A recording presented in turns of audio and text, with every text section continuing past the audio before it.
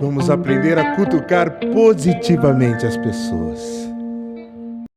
O livro que eu escolhi para conversarmos um pouco é A Dialética Erística do Arthur Schopenhauer. 38 estratagemas para vencer um debate, mesmo sem ter razão. Obviamente que eu não quero ensinar você a vencer um debate sem ter razão, mas eu acredito que esse conhecimento possa te ajudar a perceber quando alguém está tentando fazer isto com você.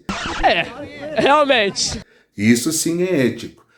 E nesse tempo pré-eleitoral, você também vai poder identificar aqueles que melhor sabem usar esses estratagemas e não necessariamente vencer o debate, não necessariamente ter o melhor argumento. Porque uma coisa é a lógica de você vencer um debate pelo argumento lógico e outra é a dialética. Então a dialética é a arte do discurso, é a arte de fazer o outro parecer derrotado diante de você. Eu não entendi o que ele falou. A arte de vencer um debate mesmo sem ter razão. Caso você tenha interesse, você pode adquirir o livro pelo link que está aí. Humildemente eu peço a tua ajuda, a tua colaboração através do Pix que aparece aí. Se você achar conveniente, se você achar que esta aula valeu, contribua também com esse trabalho. Tá? Um beijo, bom vídeo, boa leitura, nos veremos em breve. Professor Joanilson, do seu fã, o Comendador Aristarco. Salve, salve. Amigos da bancada, uma saudação a todos os nossos espectadores, essa audiência qualificadíssima. Vocês sabem que nesses tempos, eu já falei outro dia sobre o analfabetismo funcional. O analfabetismo funcional é quando uma pessoa ela só sabe um único significado para cada palavra que ela aprende, mas não só palavra. Ela, se tem uma doença, ela pensa bem, a solução para essa doença só pode ser essa. Por exemplo, picadinha, só picadinha, não tem outra forma de curar essa doença. Se uma pessoa tem um problema qualquer, a solução é aquela. Em outras palavras, para quem é marreta, todo problema é um pré. Sabia não? Nesses tempos de muitas mentiras e falácias, eu sempre procuro trazer uma bibliografia qualificada. E um dos livros que eu mais gosto é A Dialética Erística, do Arthur Schopenhauer, que fala sobre 38 estratagemas de você vencer um debate mesmo sem você ter razão. Então, nesse caso, eu não vou trazer os 38, vou trazer alguns aqui, vou ver se eu consigo 5 ou 6 só, tá? Então, primeira falácia, a falácia do espantalho. A falácia do espantalho, segundo Arthur Schopenhauer, nessa versão brasileira, tem inclusive comentários do professor Olavo. Ele diz que é basicamente o seguinte: você distorce o argumento original do teu adversário.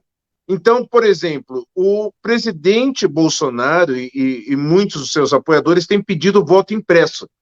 A falácia do espantalho, o que é? O ministro Barroso chega em redes sociais e diz o seguinte: eles estão querendo retroceder, inclusive, isso é um retrocesso técnico, porque eles querem o voto impresso, aquele que a pessoa vai em cédula lá e vai colocar na urna. E não é isso. É o voto feito na urna eletrônica que imprime e a pessoa vê e ele cai sem que a pessoa tenha contato.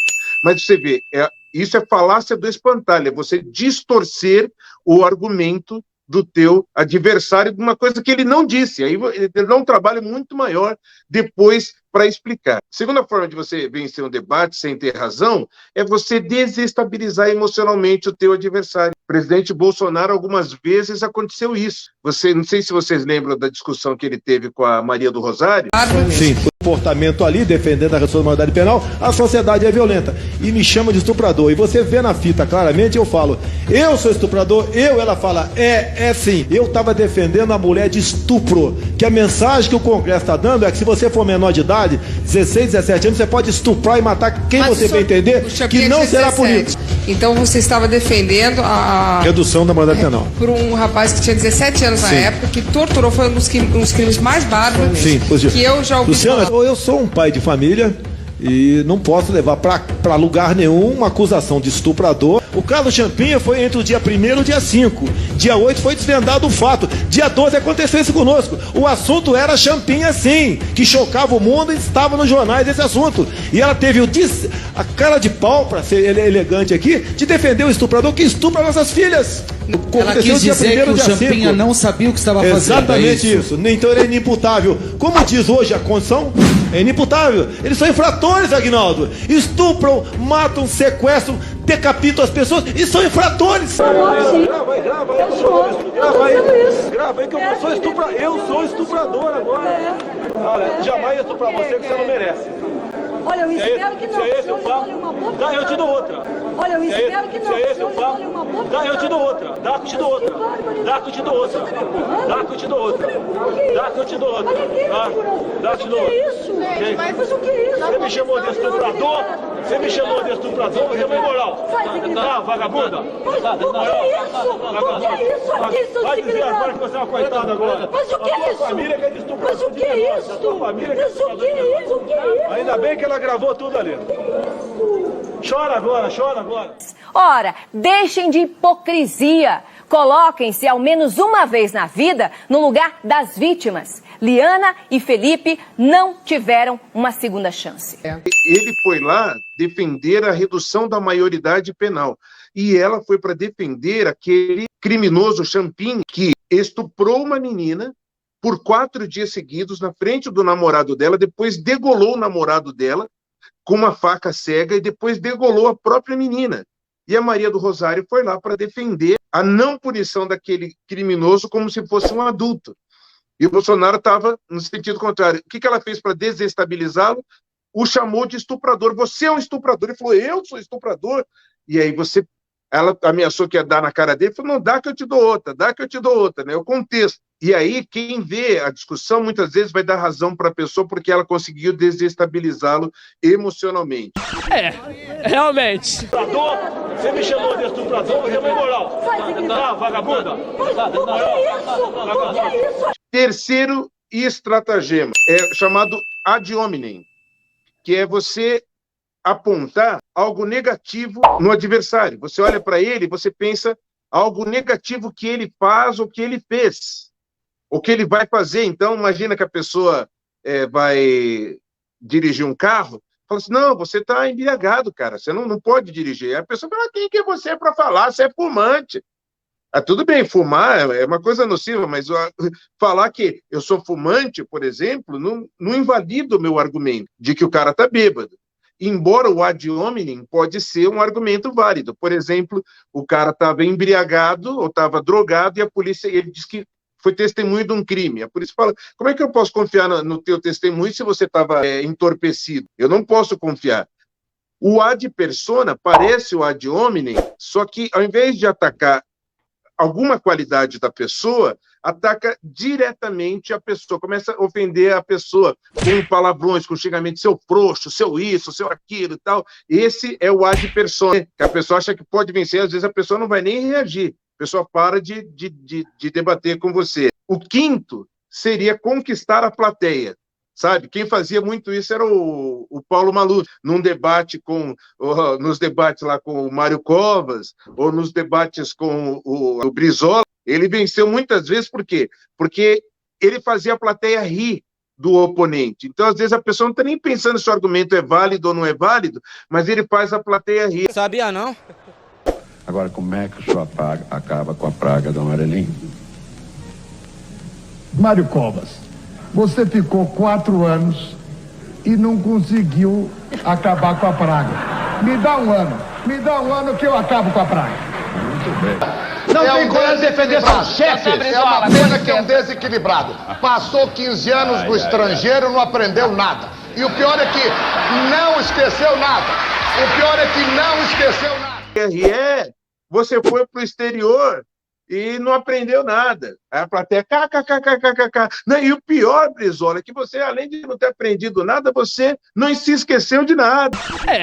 Realmente. É você colocar o adversário numa categoria odiosa. Esse é o mais grave que nós devemos tomar cuidado, porque você classificar o seu adversário numa categoria tipo fascista, seu fascista. Esse ato no MAP é o segundo ato e a gente observa, claro, que há toda a participação das pessoas, e a democracia é assim, né, Felipe? Que o esquerdista, ele não tem argumento para discutir com você, mas ao te chamar de fascista, acabou a discussão. Ele colocou você numa categoria odiosa qualquer. Os bolsonaristas precisam ser destruídos. Os fascistas precisam ser destruídos. E nos colocam numa categoria odiosa e, assim, encerram o debate. E a gente observa, claro, que há toda a participação das pessoas, e a gente observa, claro, que há toda a participação das pessoas. E a pessoa não sabe nem o que é fascista, né? É só lembrar que os comunistas tradicionais como Trotsky, o Lenin, um xingava o outro de fascista. Ele é fascista, o Stalin chamava o Trotsky de fascista e vice-versa. Então basta fazer esse reducionismo, colocar o adversário numa categoria odiosa. E a gente observa, claro, que há toda a participação das pessoas. Meus queridos amigos, existe um pensamento da antiguidade que diz o seguinte: a mulher de César não basta ser honesta, tem que parecer ser honesta. Vou repetir. A mulher de César não basta ser honesta, tem que parecer ser honesta. Então tem coisas que alguém pode dizer, não, isso aqui está certo, aceita assim, tudo bem. Mesmo que seja certo, você tem que mostrar que aquilo ali é lícito, que não há tramóia, não há erro nenhum.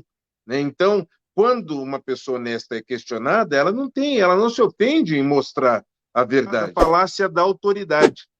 A falácia da autoridade é a famosa carteirada, que você encerra o debate dizendo, olha, é o seguinte, eu sou médico, por exemplo. Aí você não tem autoridade para falar, como aquele professor da escola Avenues fez com um menino, Vitório. Gravado durante a palestra, que abordaria o tema equidade de gênero. Dá para ouvir quando o aluno de 17 anos questiona o posicionamento da palestrante Sônia Guajajara, líder indígena e coordenadora executiva da Articulação Nacional dos Povos Indígenas do Brasil. Eu acho que você se equivocou, porque democracia é um modelo de governo. Você tirar o que é de alguém não é um modelo de governo, desculpe de falar isso. Isso é uma propriedade privada. Eu acho que futuramente, talvez, se você concordasse, poderia melhorar isso na próxima. Em seguida, o jovem é repreendido pelo professor de antropologia Messias Basques, idealizador da palestra. Deixa eu te dizer uma coisa, meu querido. Um dia, quando você entender o que é ser uma pessoa deste tamanho, você vai se lembrar desse dia com muita vergonha. Porque não interessa de onde você vem. O meu respeito por ela não é porque eu sou antropólogo. O meu interesse por ela é porque eu conheço a cultura Guajajara. Li, me dediquei, não tenho apenas fontes de jornais. Então, a minha questão para você é: me respeite porque eu sou um doutor em antropologia, eu não tenho opinião. Eu sou especialista por Harvard, eu não tenho opinião. Isso é ciência que nós funcionamos. No dia que você quiser discutir com a gente, traga o seu diploma, a sua opinião fundamentada em ciência, aí você discute com um especialista em Harvard. No currículo Lattes do professor Messias Basques, consta a informação de que ele fez uma especialização em Harvard entre 2020 e 2021, em um curso de estudos afro-latino-americanos.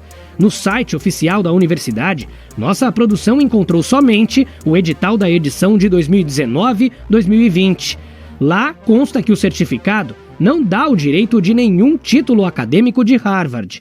Para este analista político, o professor agiu de forma equivocada. É mais um efeito colateral da cultura de carteirado, ou seja, você não tenta argumentar racionalmente, defender seu ponto de vista com lógica, explicando, ouvindo, e sim tentando invocar uma autoridade que você muitas vezes não possui, como é o caso deste professor. Após a repercussão do áudio nas redes sociais, o aluno resolveu se posicionar por meio de uma carta. Ele afirma ter se sentido humilhado, desprezado, menosprezado e muito desconfortável com as declarações do professor. Falando, olha, eu sou formado em Harvard, eu tenho pós-graduação, e você não, o dia que você tiver diploma, garoto, para falar, você pode vir falar comigo. Isso é falácia da autoridade. Muitas vezes uma pessoa que é autoridade num setor, não necessariamente ela é em outro. Então, por exemplo, eu vou dizer para vocês por que Albert Einstein era socialista. Albert Einstein era uma autoridade em física. Isso não o faz autoridade em política, em sociologia, de forma nenhuma, porque esse não é o campo de conhecimento dele. O professor Olavo, ele tem um livro chamado O Imbecil Coletivo. O Imbecil Coletivo trata não de pessoas que são imbecis, são pessoas formadas, pessoas com formação acadêmica, mas que elas concordam entre si o seguinte, que estamos... Você está vendo o que eu estou vendo? Você está vendo? Olha lá. E a pessoa, eu estou vendo. Você está vendo que eu estou vendo também? Estou vendo. E todos ali concordam em ver a mesma coisa. É basicamente o que acontece com essa questão das urnas. Pessoas que se dizem autoridades, eu sou a autoridade e você não é ninguém para me questionar. É a típica arrogância esquerdista que não tem argumento. O argumento é cala a boca porque eu que sou a autoridade. E você é um rele ser desprezível. Oh, rele ser desprezível! Eles se colocam assim. E aí querem encerrar o debate com a famosa carteirada. E nós não devemos aceitar isso porque nós somos seres pensantes. Aquele conto O Rei Está Nu, sabe? Que fizeram as roupas para o imperador, um falso alfaiate, diz que fez uma roupa, mas que só os inteligentes conseguiam ver, né? E aí todo mundo lá, você está vendo? Eu estou vendo. Você está vendo? Esse é o imbecil coletivo. As pessoas dizem que estão enxergando a roupa do rei, o rei está nu. Até que uma criança grita, ele está pelado, pô! Né? Aí que todo mundo começa e aos poucos aquela gargalhada, daqui a pouco está todo mundo gargalhando do rei que ele está nu. E é isso que nós precisamos fazer. Todo mundo começar a gargalhar dessas nuances de autoridade que essas pretensas autoridades têm, porque supremo é o povo, quando ele diz eu sou o supremo, nós somos supremos. Bem, não passaram por concurso público, então não são os melhores juízes, não são juízes de carreira, são advogados lobistas que foram colocados lá. Da mesma forma como questionaram a Jesus. Com que autoridade que você está falando aí? Quem te deu autoridade para falar alguma coisa? E a autoridade de verdade, ela não é autoritária, como esse povo está fazendo. E nós devemos questionar, sim. O livro tem 38 estratagemas, eu recomendo a leitura a todos, quem quer conhecer os demais. Dialética Erística, Arthur Schopenhauer, 38 estratagemas de como vencer um debate mesmo sem ter razão. Acho que advogados devem ler, mas principalmente nós da direita, precisamos entender quando os esquerdistas usam esse tipo de argumento para nos vencer sem ter razão. Vamos aprender a cutucar positivamente as pessoas.